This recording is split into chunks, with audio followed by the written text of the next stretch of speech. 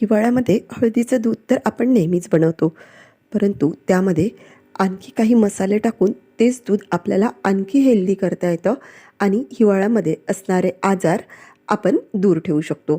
तर असं हे हळदीचं दूध किंवा औषधीयुक्त दूध बनवणे अगदी सोपं आहे आणि हे मसालायुक्त दूध हिवाळ्यामध्ये होणारी सर्दी, खोकला तसेच घशाची खवखववर अतिशय गुणकारी आहे. चला तर मग रेसिपीला सुरुवात करूया. रेसिपी आवडल्यास एक कमेंट मात्र नक्की करा. तर असं हे मसाला दूध तयार करण्यासाठी मी इथे घेतलेलं आहे 1 कप भरून गाईचं दूध. शक्यतोवर गाईचं दूधच घ्यायचं. गाईचं दूध हे अतिशय गुणकारी आहे. म्हशीच्या दुधामध्ये फॅट जास्त असतात. गाईचं दूध मात्र पचायलासुद्धा हलकं असतं आणि गुणकारीसुद्धा असतं. तर आता हे दूध आपल्याला उकळून घ्यायचं आहे. तर त्यासाठी गॅसवरती आपण एक पातेलं ठेवून घेतलं आणि त्या पातेल्यामध्ये हे दूध घालून घेतलं. दूध घालून झाल्यानंतर आपण यासाठी लागणारा मसाला काढून घेऊ. तर इथे मी एक छोटासा दालचिनीचा तुकडा म्हणजे कलमीचा तुकडा घेतला, एक लवंग घेतली, थोडासा जायफळाचा तुकडा घेतला आणि एकच वेलची घेतली. कारण मी इथे एकच कप दूध बनवणार असल्यामुळं हे मसाले एका कपासाठी अगदी पुरेसे आहेत. आता हे सगळं आपल्याला बारीक करून घ्यायचं आहे. फक्त कलमीचा तुकडा मात्र बारीक करायचा नाही.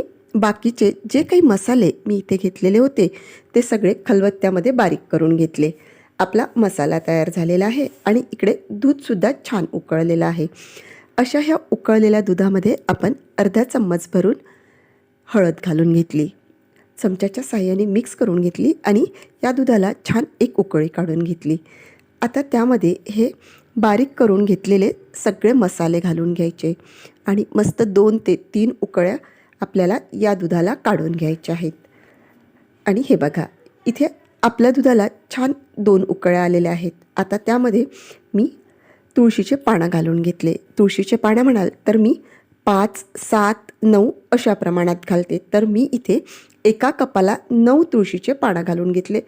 त्याच्यामागे कुठलंही असं काही लॉजिक नाही आहे, परंतु मात्र मी तुळशीचे पानं घालताना मात्र अशीच घालते.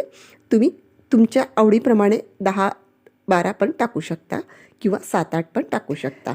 तुळशीचे पानं घालून एक उकळी काढली की आपण त्यावरती अद्रक किसून घेऊ.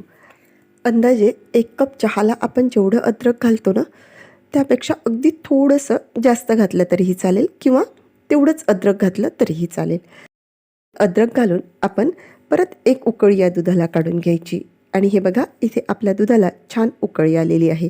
आता त्यामध्ये आपण घालून घेऊ अगदी अर्धा चमचा भरून साखर. म्हणजे चवीला दूध खूप छान लागतं.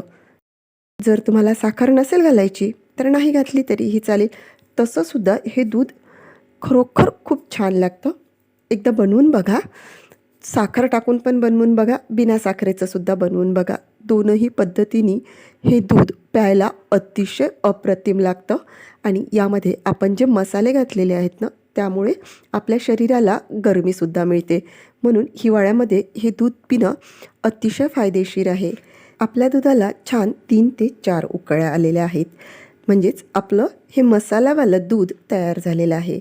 असं हे मसालावालं दूध आपण एक गाळणी घेऊन गाळून घ्यायचं व आपल्याला पिताना जेवढं सोसेल तेवढं गरम गरम दूध प्यायचं. म्हणजे घशाला खूप आराम मिळतो. व रात्री झोपायच्या आधी हे दूध घ्यायचं आणि अंगावरती मस्त पांघरूण ओढून झोपून जायचं. आहे ना अगदी साधी, सोपी आणि तेवढीच हेल्दी रेसिपी. लहानांपासून मोठ्यांपर्यंत हे दूध अतिशय गुणकारी आहे आणि यामुळे आपली इम्युनिटीसुद्धा वाढते. म्हणजेच या दुधाला आपण इम्युनिटी बूस्टर असं सुद्धा म्हणू शकतो. तर मग तुम्हाला आजचा व्हिडिओ कसा वाटला? थोडा जरी आवडला असेल तर कमेंट करा, लाईक करा, भरपूर शेअर करून सबस्क्राईब करा.